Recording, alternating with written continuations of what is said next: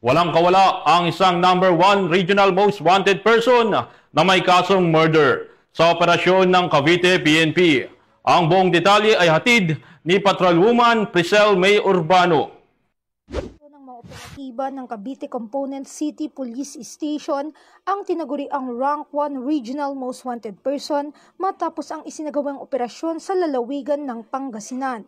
Kinilala ang suspect na si alias Edmir, residente ng Cavite. Ayon sa ulat, nakatanggap ng impormasyon ng mga warrant personnel ng Cavite Component City Police Station hinggil sa kinaroroonan ng suspect. Agad nilang ikinasa ang operasyon na nagresulta sa kanyang pagka-aresto. Samantala, ang suspect ay mahaharap sa kasong murder na walang inirerekomendang piyansa at kasalukuyang nasa kustudiya ng Cavite Component City Police Station para sa kaukulang dokumentasyon at disposisyon. Patuloy naman ang pagtutok ng kapulisan sa paghahanap at pagdakip sa iba pang mga wanted person upang masiguro ang kaligtasan ng publiko at mapagkaloob ang nararapat na hustisya para sa kanilang mga naging biktima.